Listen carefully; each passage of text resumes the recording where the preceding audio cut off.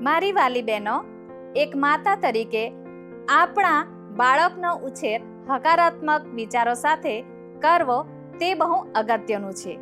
બાળકની સાથે નકારાત્મક વ્યવહાર તેમના વિકાસમાં અડચણરૂપ બને છે.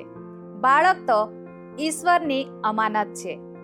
માતા તરીકે તમે તમારા બાળકની સાથે કેવો વ્યવહાર કરો છો?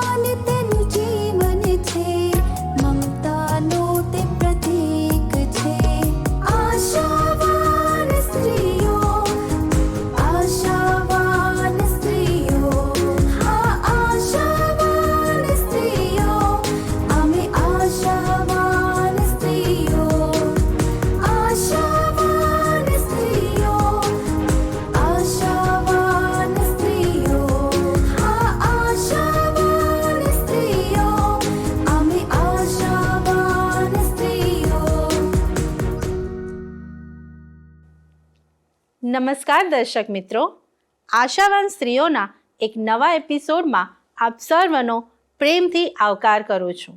આ કાર્યક્રમ સ્ત્રીઓને સમર્પિત છે, કારણ કે તે દ્વારા અમે સ્ત્રીઓના સર્વાંગી વિકાસ અને પ્રગતિમાં મદદરૂપ બનવાનો પ્રયાસ કરી રહ્યા છીએ. સલામ મિત્રો, આપ સર્વ અમારો આ કાર્યક્રમ નિયમિત રીતે નિહાળો છો અને આપના પ્રતિભાવો દ્વારા અમને પ્રોત્સાહન પૂરું પાડો છો, તે માટે આભાર. આજે પણ એક નવા વિષય સાથે અમે અહીં ઉપસ્થિત થયા છીએ. અમને આશા છે કે અમારું આજનું શિક્ષણ પણ આપને માટે લાભદાયી બની રહેશે. મારી બહેનો, આજથી અમે એક નવી શ્રેણીની શરૂઆત કરી રહ્યા છીએ. તેમાં આપણે માતૃત્વ કેવી રીતે નિભાવી શકાય તે વિશે વાર્તાલાપ કરીશું. પ્રથમ ભાગમાં આજનો અમારો વિષય છે બાળકના જીવન પર માતાના શબ્દોનો પ્રભાવ. દરેક માતાને માટે આ બહુ અગત્યની બાબત છે. શું તમે જાણો છો કે એક માતાના શબ્દોમાં પરાક્રમ છે? માતાના શબ્દો બાળકને જીવન જીવવાની પ્રેરણા પૂરી પાડી શકે છે. શું તમને ખબર છે તેનો અર્થ શું થાય? હા, જીવન જીવવાની પ્રેરણા પૂરી પાડવી એટલે હકારાત્મક બનવું અને ઈશ્વરના વચન અનુસાર શબ્દો બોલવા, સતત પ્રયત્નો કરવો. યાદ રાખો, હકારાત્મક શબ્દો તમારા બાળકના જીવનને ઘડે છે. કદાચ માતા તરીકે તમને પ્રશ્ન થાય કે પોતાના બાળકની સાથે વાર્તાલાપ કરવામાં શા માટે કાળજી રાખવી જરૂરી છે? શા માટે આપણે બોલવાનું ધ્યાન રાખવું જોઈએ? આ બધી બાબતોની ચર્ચા આપણે આજના કાર્યક્રમમાં કરવાના છીએ. તેથી દરેક માતાઓ અમારા આ કાર્યક્રમને બહુ ધ્યાનથી નિહાળશો એવી મારી વિનંતી છે. મારી બહેનો, તમારા શબ્દોનો બહુ મોટો પ્રભાવ તમારા બાળકના જીવન પર હોય છે, તે હંમેશા યાદ રાખો. તમે તમારા બાળકની સાથે જેવો વાર્તાલાપ કરશો તેવા જ તેઓ બનશે. માતાના શબ્દો બાળકના જીવનને બાંધે છે અથવા તો તેને નુકસાન પણ કરી શકે છે. તમારું બાળક મોટું થયા પછી કેવું બનશે તેનો આધાર તમારા પર છે. એક માતાની પાસે બાળકને જીવન જીવવાની પ્રેરણા આપવાની ગંભીર જવાબદારી છે. સાચી વાત. એક મા તરીકે દરેક સ્ત્રીના મનમાં અસંખ્ય પ્રશ્નો હોય છે. દાખલા તરીકે, મારું બાળક ગુસ્સાવાળું છે કે શાંત છે? તે સ્કૂલમાં બરાબર ભણે છે કે નહીં? શું હું તેને પોષણયુક્ત ખોરાક આપું છું કે નહીં? મારા બાળકને માટે હું શું વધારે સારું કરી શકું? વગેરે. પણ આવા બધા પ્રશ્નોમાં ગૂંચવાયા કરતાં તેણે કંઈક સારું કરવાનો પ્રયાસ કરવો જોઈએ. શું તમે અમને કહેશો કે મા તરીકે આપણે પોતાના બાળકને માટે કઈ સારી બાબતો કરી શકીએ? હા, એક માતા તરીકે તમારી પાસે તક છે કે તમે બાળકના જીવનમાં સારા મૂલ્યનું વાવેતર કરો, જે લાંબા સમય સુધી ટકી રહે. બીજી વાત, તમારા બાળકને પ્રાર્થના અને ઈશ્વરના વચનનું મહત્વ સમજાવો. જ્યારે માતા કાળજીપૂર્વક ઈશ્વરના વચનનો અભ્યાસ કરે છે અને પોતાના બાળકને માટે પ્રાર્થના કરે છે, ત્યારે ઈશ્વર કાર્ય કરે છે અને તેમનો કરાર કદી નિષ્ફળ જતો નથી. મારી વાલી બહેનો, આ સંદર્ભમાં બાઇબલ પણ બહુ અદ્ભુત શિક્ષણ આપે છે. નીતિવચનો 18 અને 21માં લખ્યું છે, મરણ તથા જીવન જીભની સત્તામાં છે, અને તેનો જે જેવો ઉપયોગ કરશે તે તેવું ફળ ખાશે. અહીં બાઇબલ કહે છે કે તમે તમારા શબ્દોનું ફળ ભોગવશો. આપણા શબ્દોમાં તાકાત છે. તે ઉત્તેજન આપનાર હોઈ શકે અથવા નિરાશ કરનાર પણ હોઈ શકે. તે હકારાત્મક હોઈ શકે અને નકારાત્મક પણ હોઈ શકે. તે સાજાપણું લાવનાર હોઈ શકે અથવા વિનાશ કરનાર પણ હોઈ શકે. જ્યારે માતા તરીકે તમે તમારા બાળકને માટે પ્રાર્થના કરો છો અને તેને ઈશ્વરનું વચન શીખવો છો, ત્યારે તમારા શબ્દોમાં સામર્થ્ય હોય છે. હા, એક માતાના વાર્તાલાપની બાળકના જીવનના વર્તમાન અને ભવિષ્ય પર ઊંડી અસર પડે છે. ઈશ્વરે માતાને એક અદ્ભુત લાવો આપ્યો છે કે તે પોતાના બાળકના જીવનને માટે એક પ્રેરણા પૂરી પાડનાર બની રહે. સાચી વાત ને? હા, તમે એકદમ સાચી વાત કરી. મા તરીકે આપણે બાળકોને માટે પ્રાર્થના કરીએ. ઈશ્વર આપણી પ્રાર્થના ચોક્કસ સાંભળશે.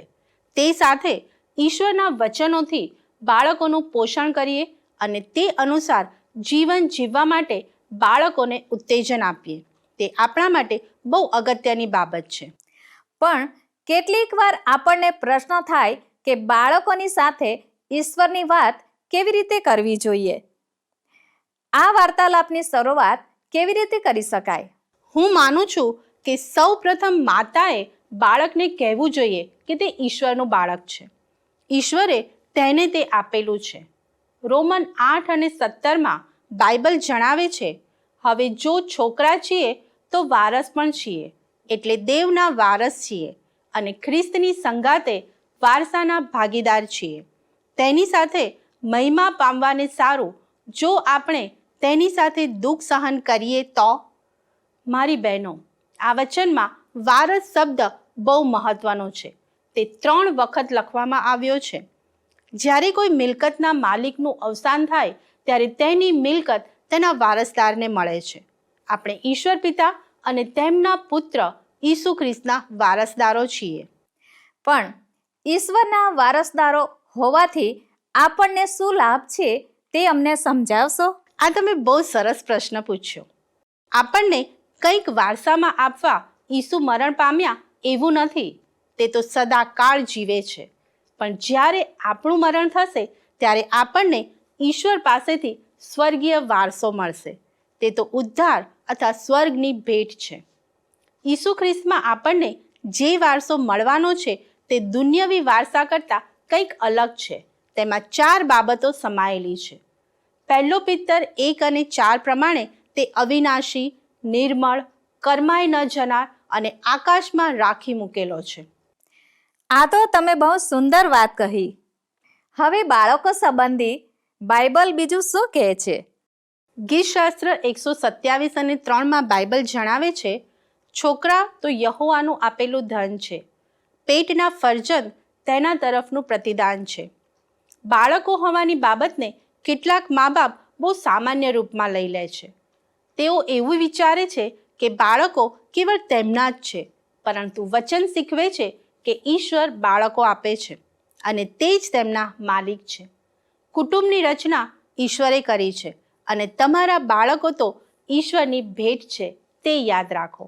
તેથી જ્યારે માતા પિતા દુન્યવી ધોરણો પ્રમાણે બાળકોનો ઉછેર કરે છે ત્યારે ઈશ્વરને દુઃખ થાય છે. તમારા બાળકોને શીખવો કે ઈશ્વર તેમના માલિક છે. હું માનું છું કે આપણા બાળકો વિશિષ્ટ અને અજોડ છે.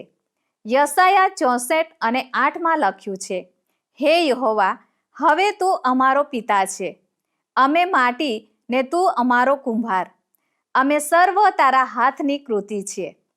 અહીં કુંભાર અને માટીનું ચિત્ર આપવામાં આવ્યું છે. કુંભાર માટીમાંથી વાસણ બનાવે છે. તે ઈચ્છે છે કે તેમની યોજના પ્રમાણે યોગ્ય કદ અને આકારમાં દરેક વાસણ તૈયાર થાય. એ જ રીતે ઈશ્વરે પણ તેમની અનંતકાળિક યોજના અનુસાર પોતાના ડાપણથી દરેક બાળકનું સર્જન કર્યું છે. આ સત્ય દરેક બાળકે સમજવું જ જોઈએ.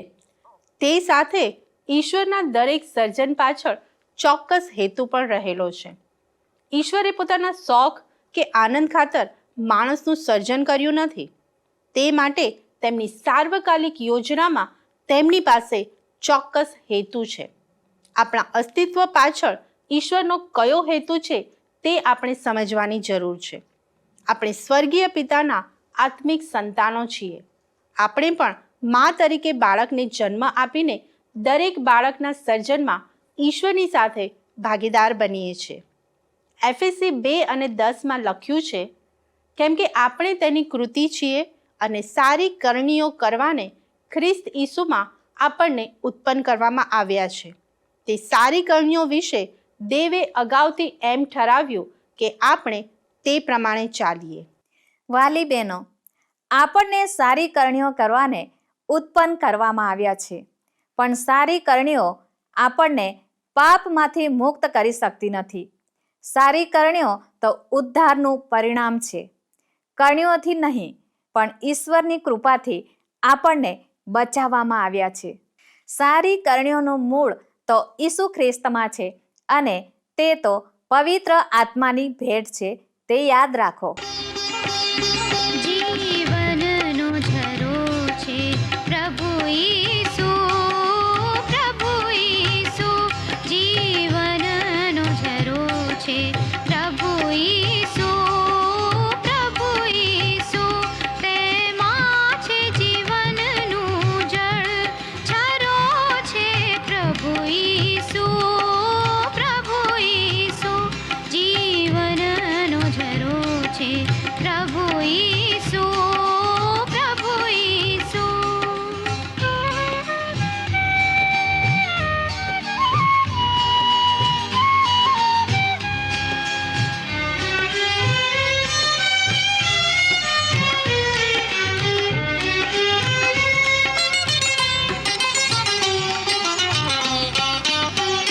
છે ન્યાયનો સૂરજ પ્રભુ ઈસુ, પ્રભુ ઈસુ. છે ન્યાયનો સૂરજ પ્રભુ ઈસુ, પ્રભુ ઈસુ. આપે છે તે અજવાળ, સૂરજ છે પ્રભુ ઈસુ, પ્રભુ ઈસુ. જીવનનો ઝરો છે પ્રભુ ઈસુ, પ્રભુ ઈસુ. વાલા દર્શક મિત્રો, આ છે કાર્યક્રમ આશાવાન સ્ત્રીઓ. આજે આપણે માના શબ્દો બાળકના જીવનને માટે કેટલા પ્રભાવશાળી હોય છે તે વિશે વાર્તાલાપ કરી રહ્યા છીએ. અત્યારે મને એક પ્રશ્ન થાય છે કે બાળકો જ્યારે પોતાના ભવિષ્ય સંબંધી ગૂંચવણ અને ચિંતામાં હોય ત્યારે મા તરીકે આપણે તેમને શું કહી શકીએ? મારી બહેનો, બાળકો મોટા થાય એટલે દરેક માતાઓ કોઈક વખત તો આ સ્થિતિનો સામનો કરે જ છે. મા તરીકે તમારા બાળકને ખાતરી કરાવો કે તેના જીવનને માટે ઈશ્વરની પાસે ચોક્કસ યોજના છે. તમારા પ્રશ્નનો જવાબ મેળવવા આપણે ઇઝરાયેલના ઇતિહાસ તરફ દ્રષ્ટિ કરીએ. તેઓને યરુસાલેમથી બાબિલના બંદીવાસમાં મોકલી દેવામાં આવ્યા. આ તો તેમના પાપ બદલ ઈશ્વરે કરેલી શિક્ષા હતી. તેઓ દુશ્મનના અધિકાર નીચે હતા. કદાચ તેઓના મનમાં પ્રશ્ન થતો હશે કે ઈશ્વર ક્યારે અમને અહીંથી છોડાવશે. તે સમયે હનાન્યા નામના જૂઠા પ્રબોધકે તેઓને જૂઠી આશા આપી કે તેમનો બંદીવાસ માત્ર 2 જ મહિનાનો રહેશે. પણ આવી જૂઠી આશા આપવા બદલ યર્મિયાએ હનાન્યાને ધમકાવ્યો અને તે 3 મહિનામાં મરણ પામ્યો. તે પછી યર્મિયા મારફતે ઈશ્વરે ઇઝરાયેલ પ્રજાની સાથે વાત કરી. યર્મિયા 29:11 ઈશ્વર તેઓને કહે છે, કેમ કે જે ઈરાદા હું તમારા વિશે રાખું છું તેઓને હું જાણું છું, એવું યહોવા કહે છે. એ ઈરાદા ભવિષ્યમાં તમને આશા આપવા માટે વિપત્તિ લગતા નહીં, પણ શાંતિને લગતા છે. હું માનું છું કે આપણા બાળકોની ચિંતા માટે પણ ઈશ્વરનો આ જવાબ છે. આ અદ્ભુત વચન જે બાળકો પોતાના ભવિષ્ય વિશે ચિંતા કરે છે તેઓને રાહત અને દિલાસો આપે છે.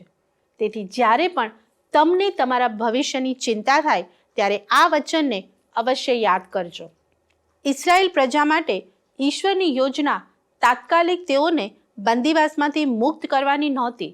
તે તો 70 વર્ષ પછી તેમને બંદીવાસમાંથી મુક્ત કરીને પાછા યરુશાલેમ લઈ જવાના હતા. જ્યારે તેઓ યરુશાલેમ પાછા ફરે ત્યારે ઈશ્વર તેઓને આશીર્વાદ આપવા માંગતા હતા.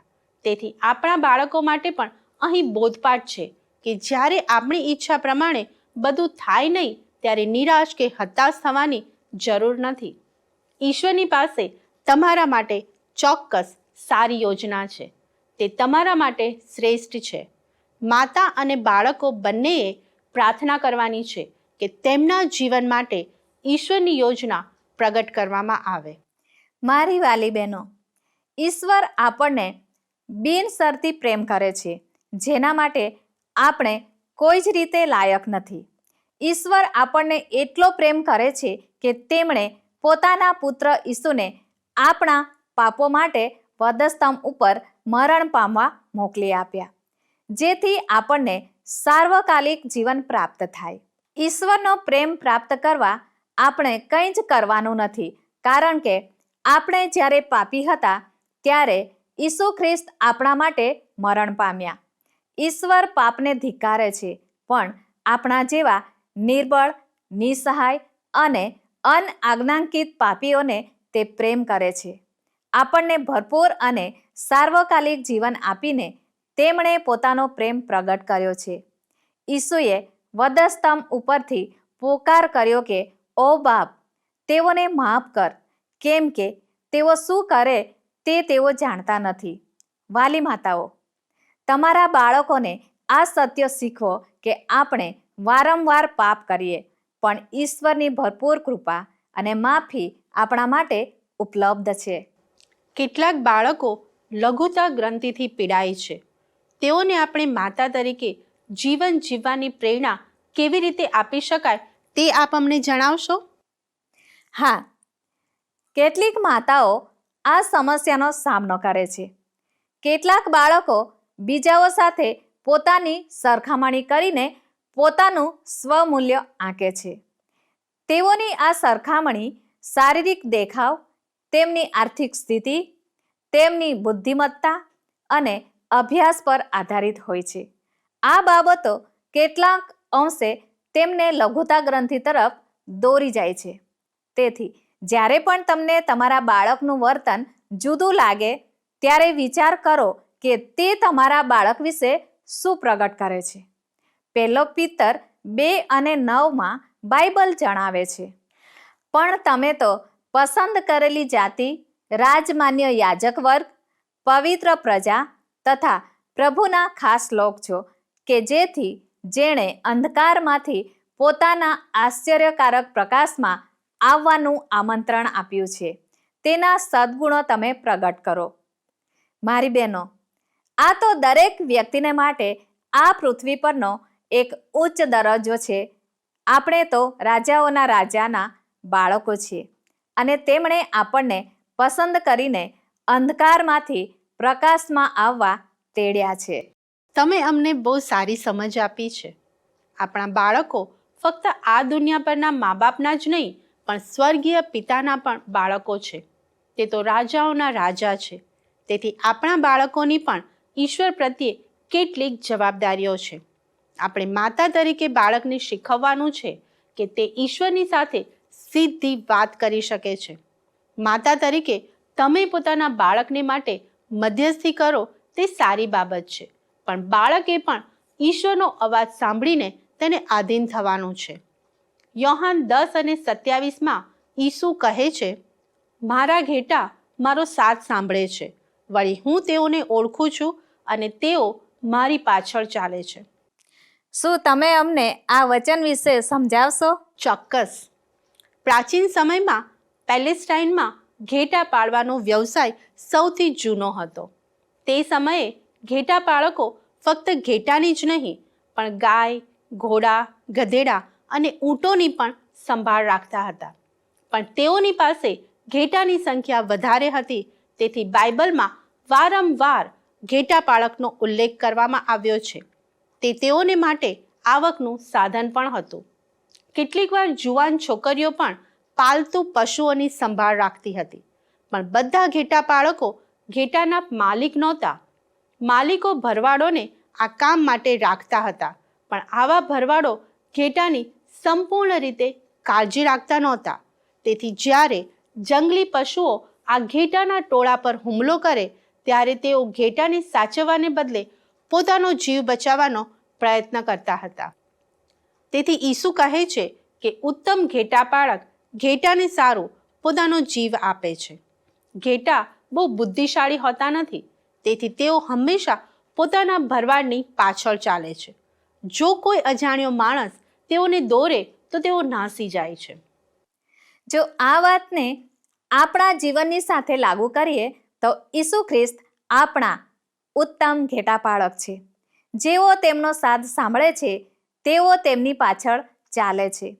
એક ભલા ભરવાડ તરીકે ઈસુ આપણને દોરવણી આપે છે. એટલું જ નહીં પણ તે આપણું રક્ષણ પણ કરે છે. તે આપણને વ્યક્તિગત રીતે અને નામથી ઓળખે છે. તેમણે ઉત્તમ ઘેટા પાળક તરીકે આપણા માટે પોતાનો જીવ પણ આપી દીધો, જેથી આપણને જીવન પ્રાપ્ત થાય. જ્યારે આપણે ઈસુનો ઝીણો અવાજ સાંભળીને તેમની સત્ય વાતો પર વિશ્વાસ કરીએ છીએ ત્યારે આપણા ઉત્તમ ઘેટા પાળક સાથે આપણો સંબંધ મજબૂત બને છે. શું આજે તમે ઈશ્વર સાથે તમારા સંબંધને મજબૂત બનાવવા માંગો છો? જો હા, તો તમે મારી સાથે આ પ્રાર્થના કરી શકો છો. આવો પ્રાર્થના કરીએ. પ્રેમાળ ઈસુ, તમે મારા માટે પોતાનો જીવ આપ્યો, જેથી મને અનંત કાળિકનું જીવન પ્રાપ્ત થાય. તે માટે તમારો આભાર માનું છું. તમારા બલિદાન પર વિશ્વાસ કરીને તમારી પાછળ ચાલવા મને મદદ કરો. મારા પાપ માફ કરો અને મને તમારું બાળક બનવા સહાય કરો. ઈસુના નામમાં માગું છું. આમેન. ઈસુને શરણે જાઓ પ્રભુ, ઈસુને શરણે જાઓ, ઈસુને શરણે જાઓ પ્રભુ, ઈસુને શરણે જાઓ.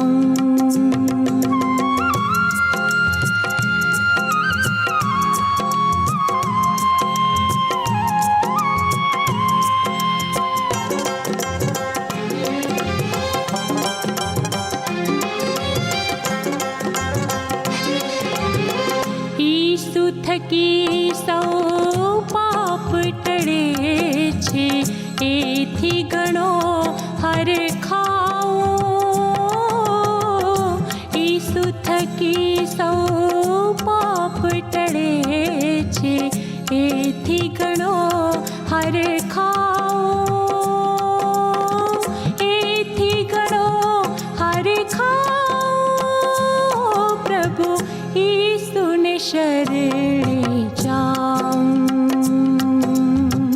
ઈસુને શરણે જાઉં પ્રભુ, ઈસુને શરણે જાઉં.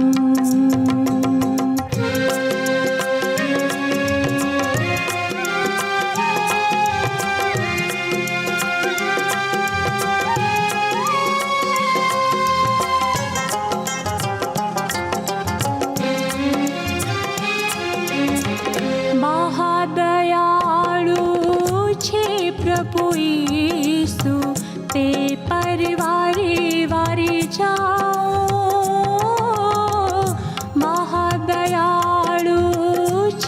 प्रभु यीशु ते पर वारे जाओ,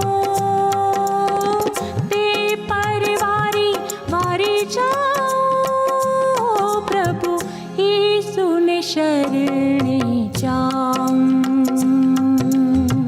यीशु ने शरणे जाओ, प्रभु यीशु ने शरणे जाऊं।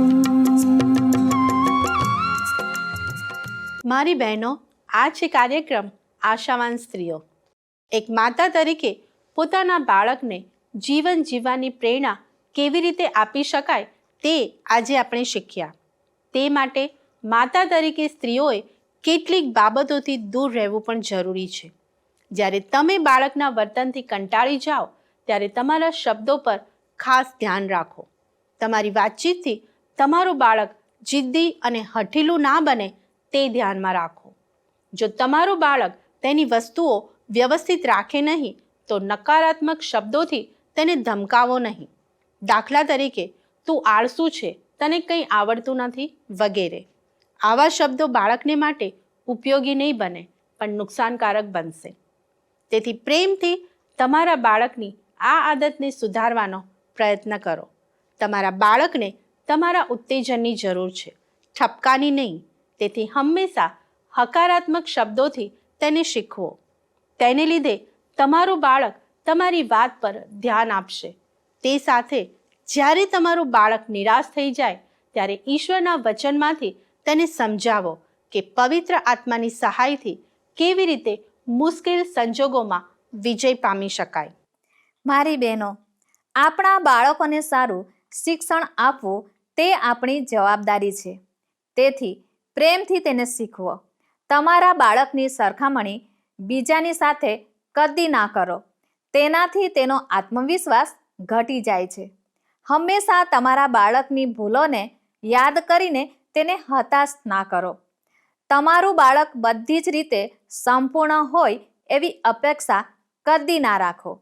તેનાથી તમે તેના જીવનને નુકસાન પહોંચાડો છો. એકદમ સાચી વાત છે આ. એક માતા તરીકે તમારા બાળકમાં સકારાત્મક અભિગમ કેળવો. શિસ્ત, પ્રાર્થના અને બાઇબલ વાંચન દ્વારા તમારા બાળકમાં હકારાત્મક વલણ વિકસાવો.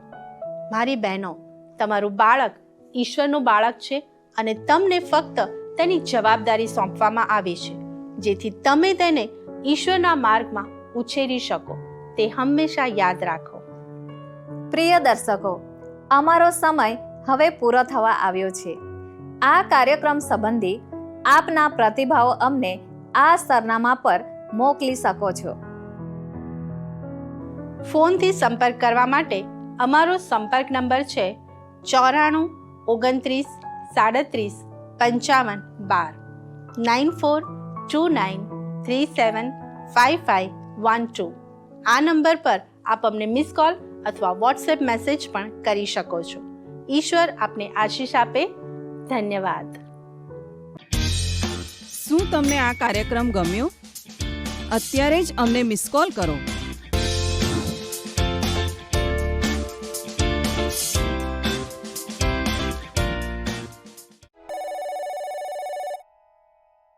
आशा